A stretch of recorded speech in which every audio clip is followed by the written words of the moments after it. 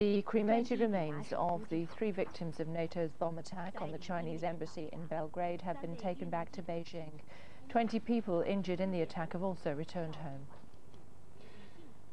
U.S. Deputy Secretary of State Strobe Talbot has met Russian Foreign Minister Igor Ivanov in Moscow. He is due to meet Balkans envoy Viktor Chernomyrdin as the search for a diplomatic solution to the crisis continues. NATO's Secretary-General Javier Solana says he believes Russia and China may come round to NATO's way of thinking.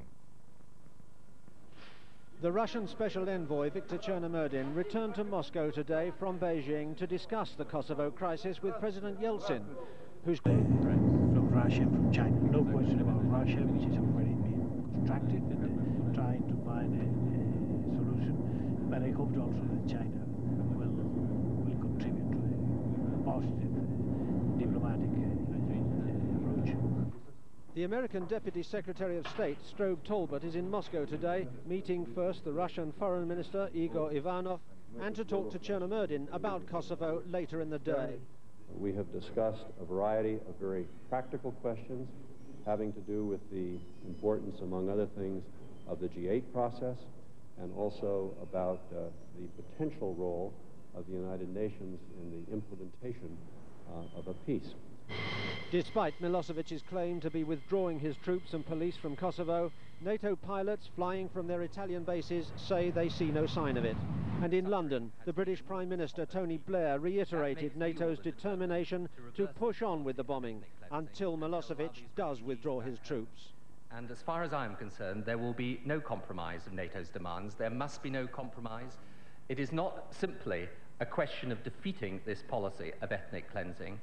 It is not simply a question either of NATO's credibility, but if we allow right in the heart of Europe a policy effectively of racial genocide to succeed, we will pay the price of it for many, many years to come. And the NATO bombing has intensified. Officials of the ruling Serb Socialist Party were injured as they viewed bomb damage at a petrol plant in Niš. The bombers returned to attack it again. Michael Sullivan, Sky News. The German Chancellor Gerhard Schröder is visiting Beijing. He says he'll offer an unconditional apology for the embassy bombing. Sky's Dominic Waghorn reports from the Chinese capital on attempts to repair the diplomatic damage there.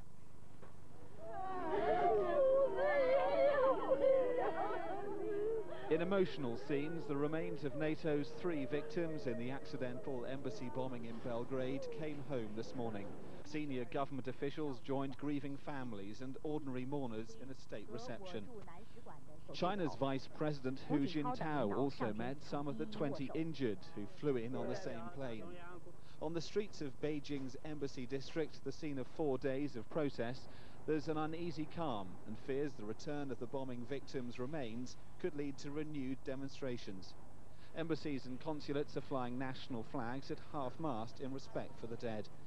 For the first time since the protests began, Western news media have been allowed to film the full scale of damage at the American embassy.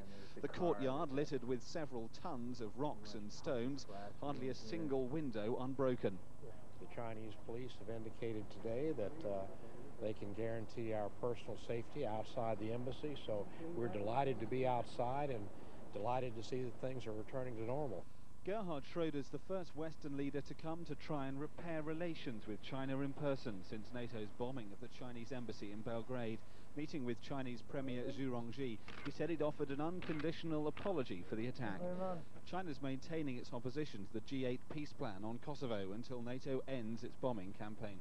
This is what 4 days of protests have done to the American embassy. Later officials will begin the enormous task of returning this building to normal. But doing the same for Western relations with China won't be easy. Dominic Waghorn, Sky News, Beijing. Women arrived from Macedonia, many with appalling tales of the days leading up to their escape from their homeland. For little Renata Ramadan, the best thing about Britain is the telly. It's the first she's been able to watch since being forced from her home 1.5 months ago. It's a month and a half Renata's mother and father will never forget. Svista used to be a bus ticket inspector in Pristina. His wife, Nadja, is 6 months pregnant. They're ordinary people who, like so many Kosovans, have experienced extraordinary things, things too upsetting to recall. Zvista and his family arrived in Manchester early this morning, along with 143 other refugees. It was a wet, dark and cold first view of Britain, but the welcome was warm. This fifth Mercy flight to Britain contained young and old, the oldest, a lady of 87. More than 50 of the refugees are being temporarily housed in an old town hall. Most will be here for around 2 weeks before being given their own home. That means Renata will have her own telly again, and she's already found a favourite programme. Gary Cottrell, Sky News, in Oldham. Të vendosura nga NATO për Milosevicin dhe për përkrahje publike ndaj qeverisë së Malit të Zi. Kryeministri Majko tha se qeveria shqiptare mban kontakte të vazhdueshme me të gjithë faktorët në Kosovë dhe shprehu bindjen e tij se formula e përfaqësimit të faktorit politik e ushtarak kosovar që funksionoi në bisedimet e Rambujes mund të funksionojë edhe në të ardhmen. Kryeministri Pandeli Majko shprehu pikpamjet e qeverisë shqiptare dhe për bashkëpunimin midis Shqipërisë dhe NATO-s në fusha konkrete. Sekretari i përgjithshëm i NATO-s Javier Solana vlerësoi shumë atë që po bën qeveria dhe populli shqiptar për përballimin e situatës dramatike të krijuar në vend. Ne nuk do të harrojmë këtë dhe kur themi ne, tha ai, kam parasysh vendet e NATO-s që janë shumë të impresionuara nga qëndrimi juaj. NATO, tha Solana, qëndron mbas jush sot dhe do të vazhdojë të bashkëpunojë ngushtësisht me ju edhe në të ardhmen. Solana theksoi se NATO është e angazhuar të vazhdojë fushatën e saj ajrore kundër Serbisë deri në përmbushjen e 5 kushteve të deklaruara dhe se thelbi i strukturës së trupës ushtarake të vendosur në Kosovë duhet të jetë i NATO-s për të garantuar kthimin në Kosovë të dëbuarve me dhunë. Angazhimi ynë në rajon, vazhdoi Solana, shkon përtej zgjidhjes së konfliktit, po punohet bashkë me Bashkimin Evropian për të konkuruar një perspektivë afatgjate për gjithë rajonin. Në planin ekonomik, politik, në aspekte të lidhura me sigurinë për të ndërtuar institucione demokratike në rajon, sekretari i përgjithshëm i NATO-s e konsideroi si tepër të rëndësishëm vazhdimin e kontakteve permanente me qeverinë shqiptare. Konflikti i rajonit nuk do të zhvendoset në Shqipëri. Solana siguron se NATO nuk do të lejojë asnjë veprim që mund të kërcënojë Shqipërinë nga prania e trupave të saj. Vazhdimi i operacioneve të NATO-s ka qenë vendim jo vetëm i saj, por i të gjithë vendeve anëtare. Sekretari i përgjithshëm i NATO-s, i kënaqur për një vizitë që ai cilësoi as të parë, por as dhe të fundit, deklaroi sot në Tiranë se operacionet e deritanishme të aleancës nuk do të ndalojnë derisa të bëhen realitet kushtet që komuniteti ndërkombëtar i ka vënë Serbisë. Duke folur për këto operacione, sekretari i përgjithshëm i NATO-s theksoi se qëllimi i saj është që të gjithë refugjatët të kthehen në shtëpitë e tyre të lëna me forcë. Presidenti shqiptar është shprehur nga ana e tij se ka ndarë të njëjtat mendime me Javier Solanën, duke veçuar rëndësinë e misionit humanitar të NATO-s. Ky mision, i pari në historinë e kësaj organizate ushtarake, është për presidentin shqiptar një bashkëpunim jo vetëm për kapërcimin e krizës së tanishme, por sidomos për të ardhmen e Shqipërisë dhe të rajonit. Sekretari i përgjithshëm i NATO-s siguroi edhe një herë se konflikti nuk do të zhvendoset në Shqipëri. Me këtë siguri, NATO nëpërmjet njëshit të saj shprehet se ajo nuk do të lejojë asnjë veprim që mund të kërcënojë këtë vend nga prania e trupave të NATO-s. Ndërkohë, midis 4500 banorëve të kampit të shpërngulurve nga Kosova në Elbasan, Solana premtoi intensifikim të sulmeve dhe kthim të shpejt në shtëpitë e tyre në Kosovë. Intenzitet i lartë i sulmeve të NATO-s mbi caqet ushtarake serbe, mbi industrinë luftarake dhe infrastrukturën në shërbim të saj. Forcat e ushtrisë jugoslave po dekompozon dhe ky fakt sa vjen e i paralizon edhe forcat paramilitare serbe, ka deklaruar sot zëdhënësi i NATO-s Jamie Shea. Nga Brukseli paraqitet bashkëpunëtori ynë Afrim Gjëmbalaj.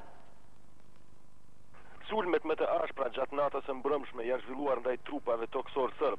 Burimet e NATO-s pohojnë se këto trupa janë qelluar në rajonin e Suarekës, Shtimilës, Gjakovës dhe Junikut. Forcat toksore serbe janë qelluar në intervale të pandërprerë dhe atyre nuk i është dhënë kohë që të ripozicionohen nga humbjet e shkaktuara nga prerrat e NATO-s. Generali Jerc ka theksuar se sulmet e mbrëmshme ishin më të suksesshme prej nga fillimi i operacioneve të NATO-s për shkak të kushteve meteorologjike të favorshme. Zëdhënësi i NATO-s Jamie Shea intensitetin e madh të sulmeve të fundit e komentoi si dëshmi të vendosmërisë së NATO-s Kosovës për të vazhduar dhe për të intensifikuar edhe më tepër sulmet kundër forcave të Miloševićit. Kjo është vërejtja më e mirë ndaj Miloševićit se ne nuk do të heqim dorë nga plotësimi i të gjitha kërkesave tona. Miloševići ende nuk ka pranuar 5 kushtet tona, ka pohuar ai, por ne do të shtyjmë atë të pranon këto kushte. Besomni, ka nënvizuar sheja se ai, Miloševići, në fund të ditës do të pranon këto kushte. Miloševići ka theksuar se UÇK-n e ka shkatruar dhe se ka filluar të tërheq forcat e tij nga Kosova. Ai është Russia is far in a 24-hour period against Yugoslavia overnight. The alliance says it targeted airfields, bridges and Yugoslav forces in Kosovo. CNN's Brent Sadler reports from Belgrade on the damage and the repercussions of the political upheaval in Moscow. Predsjednik Rusije Boris Yeltsin smenio je premijera Yevgenija Primakova.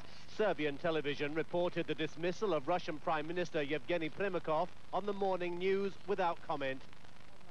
Primakov came to Belgrade 6 weeks ago and met President Slobodan Milošević in the early stages of Moscow's efforts to stop NATO's bombing. As Russia's political system was thrown into renewed turmoil, President Boris Yeltsin warned Moscow might pull back from its Kosovo mediation efforts unless the West takes its proposals more seriously. On the military front, NATO said it delivered heavy blows to the Yugoslav army and air force, including the destruction of 5 MiG-21s. The alliance said its warplanes flew more than 600 sorties against targets in Serbia overnight. Belgrade was again spared the latest attacks. As NATO's bombing campaign prepared to enter its 50th day, the alliance claimed Serb forces had launched heavy attacks on Kosovo Liberation Army guerrillas at the start of the week, contradicting the Yugoslav military's claim its operations against the armed separatists were over and that a partial withdrawal of troops and armed special police was underway. NATO says the strikes are pinning down, cutting off and taking out Serbian forces. But the military action against infrastructure is also making it difficult for a United Nations humanitarian mission to get around. The difficulties we have is knowing exactly the conditions of roads, bridges. For instance, the road to Niš, on which we were working yesterday, part of a bridge was bombed last night, so that creates certain difficulties. So it will depend. We'll have to play it a bit by ear. Increased pressure by the Russians to stop NATO's strikes on Yugoslavia coincide with continuing diplomatic fallout from China after their embassy bombing here. 2 permanent members of the United Nations Security Council at even greater odds with the West over NATO's continuing air war. Brent Sadler, CNN, Belgrade. Well, for more now signs of giving up its fight, CNN's chief international correspondent, Christian Amanpour, now takes us inside a KLA training camp. Thousands of new recruits are joining the Kosovo Liberation Army. At this camp alone, the KLA claims 1,000 men are getting basic training before being sent to the front. These young men sign out rifles for the very first time, quickly learning how to handle them before moving on to live fire exercises. It's a steep learning curve, just a month before they must be ready for real combat. Yeah, we have very good training here, so we do things in a month that others perhaps do it in within a year or so. Victor came from New York.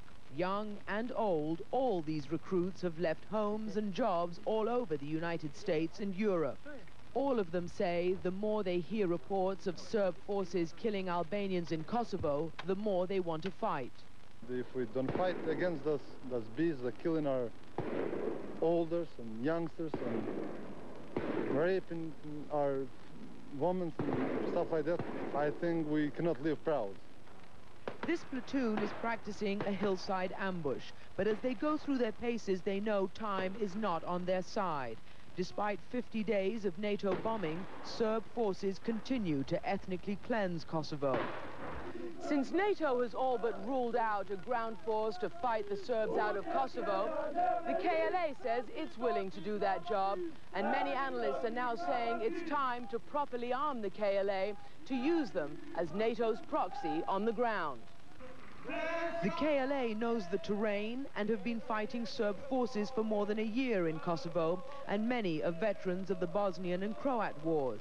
But right now, they are mostly on the defensive. With things like anti-tank weapons and artillery, they say they could increase their offensive operations.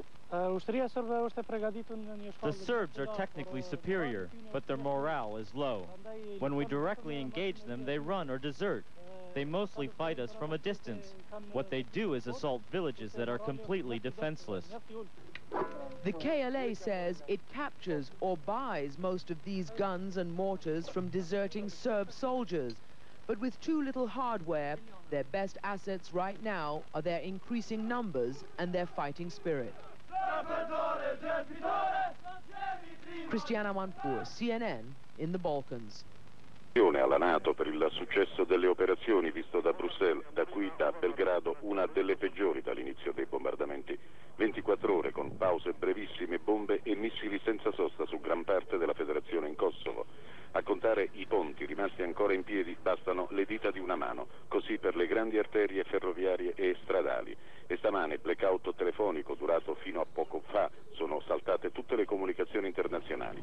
La legge marziale si è inasprita, energia elettrica al minimo, rifornimenti di carburante quasi esauriti, strade interrotte. L'operazione isolamento che la NATO sta mettendo in atto funziona. Strategia di guerra che mette in ginocchio un paese come questo, ma non il potere, almeno per ora. L'annunciato ritiro dal Kosovo conferma l'ennesima promessa inevasa. Le operazioni proseguono e, affermano fonti, anche con l'uso di MiG in dotazione all'aeronautica serba. Gli scontri più duri in Kosovo, alla frontiera con l'Albania, tra i guerriglieri dell'UCK, ci sarebbero una ventina di morte, decine di feriti, ma le vittime in queste ore, anche tra i civili, secondo notizie diffuse dal centro stampa di Belgrado, tra Pristina, dove i missili hanno raggiunto l'immediata periferia, e nella Serbia centrale. A Niš, lo riferisce l'agenzia di stampa Tanjug, sarebbe esplosa una bomba a frammentazione che avrebbe provocato numerosi feriti. Peggio di così, dice la gente, qui può esserci solo domani. Sembrerebbe che in Kosovo si stia preparando un piano di occupazione. Possiamo dirlo? Beh, diciamo che si stiamo avvicinando alla possibilità di un intervento delle truppe di terra. Ecco, ma attualmente in Kosovo ci sono delle zone occupate dall'UCK e una reazione da parte dei serbi, è così? Sì, ci sono delle zone molto piccole occupate dall'UCK, sì. Ci sono dei tentativi della NATO di creare dei corridoi per l'UCK, dall'Albania essenzialmente sì. Verso le città del Kosovo. Verso Quindi Pristina, un corridoio che dovrebbe arrivare a Pristina? A Pristina, Pescia, le altre grandi città o villaggi del Kosovo. Ma è vero che ci sono militari americani e inglesi di terra già dentro? Probabilmente le cose non sono mai confermate, in questi casi ci sono delle unità di comando che servono per accrescere la precisione dei tiri aerei e conoscere la situazione. Si parla di un inasprimento, di un'escalation, come si dice, per cui adesso abbiamo soltanto basi italiane e basi tedesche da cui partono aerei contro la Serbia. E invece si parla adesso di basi che potrebbero essere messe in Turchia, in Ungheria, in Croazia. È credibile, è realistica questa previsione? È probabilmente credibile se pensiamo all'aumento della quantità degli aerei che vengono impiegati. Questo significa un superuso delle basi attuali e quindi una distribuzione dello sforzo è credibile. Le scuse ufficiali through Montenegro into Albania under constant threat of the Serbian militias.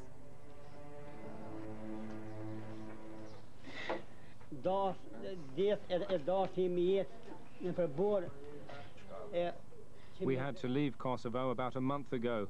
We've suffered dreadfully. On the move 20 hours a day without food or water. Day and night, always in snow. People were dropping behind all the time, including our mother. Although they didn't know it then, Mehmet's mother, sister, and nephews were lucky. They got a ride on a truck. But even Mehmet's brother doesn't know where they were taken. The two brothers will begin their search for their missing relatives, heading out to Kukaj, close to the Kosovo border. About 150,000 refugees have found shelter there. The road is filled with families driven out by Serbian forces, entire villages forced to leave everything behind and flee. The brothers head straight for a refugee camp run by the Doctors Without Borders aid agency. It's become home to 10,000 refugees. But their relatives aren't listed in the camp records.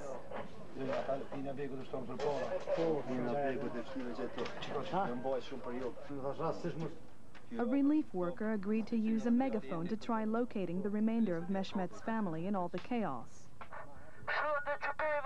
But to no avail. Mehmet doesn't know what to do. I'd need a month or a year to look slowly everywhere.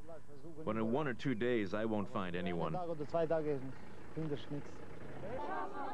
Mehmet and Murat spent 2 days searching through other camps around Kukaj. But everywhere it's the same story. Misery, helplessness, and no sign of his missing relatives. They continued their search after we left them and have now found their mother. But their sister and her 5 children are still missing, without a trace. Just 1 week ago. The unqualified support of Kosovo Albanian refugees must have been a welcome relief for the NATO Secretary-General from the mounting pressure facing the organization.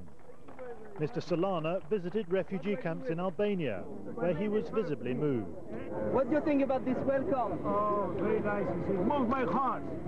It made me to continue fighting for the same value. Just over the hills, NATO warplanes could again be seen hitting Serb positions in Kosovo. But the increasing military tempo was not matched with any obvious diplomatic progress. 5 days after the NATO bombing of the Chinese embassy, the remains of those killed were finally brought home. As the ashes were received with solemn ceremony in Beijing, the mood turned from anger to grief. Leading dignitaries welcomed the survivors. Even as the homecoming continued, the Chinese leadership began moves to heal the rift with the United States. The Chinese media finally reported President Clinton's apology for the attack. On a brief visit, the German Chancellor Gerhard Schröder repeated NATO's apologies directly to the Chinese leadership.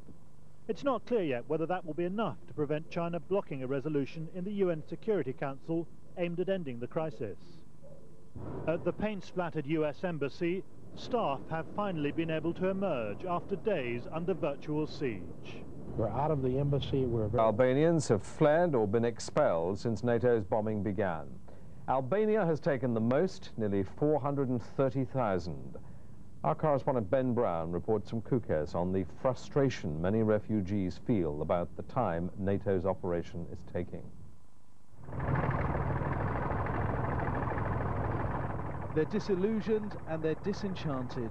These refugees pouring out of Kosovo tonight told us that in their opinion 50 days of bombing by NATO have quite simply failed.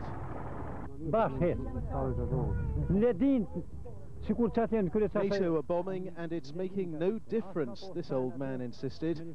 Maybe, he says, it would have been better if they'd never started in the first place. These families told me they had been waiting and praying in Kosovo for NATO to win. This week, though, they could wait no longer. They said as they fled through a town called Shtimlja, the Serbs seized hundreds of young men, rounded them up and led them away. From my family, he says, they took all our sons. My son-in-law, my brother-in-law. They stole our money and everything they could find. For those who do make it out of Kosovo, there's a network of sprawling camps to welcome them. Over the long weeks of this war, the tented towns here in northern Albania have taken on an air of permanence. In one camp, a school for refugee children has just been opened, so the young of Kosovo can resume the education they left behind. No one here seems to be banking on an imminent victory by NATO. When the refugees first came out of Kosovo, many assumed it wouldn't be long before they were back in their homeland. Now, though, 50 days after the NATO air campaign began, some of them are not so sure and not so confident. They have serious doubts that they'll be able to return before winter sets in. And those doubts are shared by some aid workers here as well. The collective centres, whether it's an abandoned factory, a school, and even worse are these tented camps, are nowhere near ready for winter. So unless there's some sort of a way for them to go home in security within the next few weeks, we're going to have to start planning, you know, for winter, which in the Balkans, you know, it's really cold and there's a lot of snow. Every day the refugees look up to see NATO warplanes in the skies above on their way to bomb the Serbs across the border.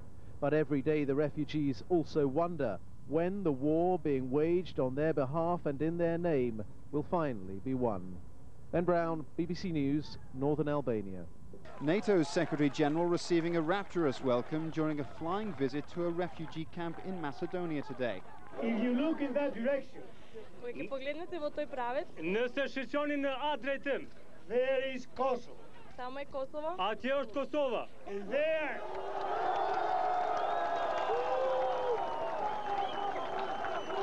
And there, my dear friends, and there we will be together soon.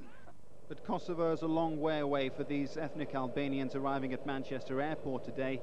The firm hope that these people will be able to return home soon with their safety assured by an international force.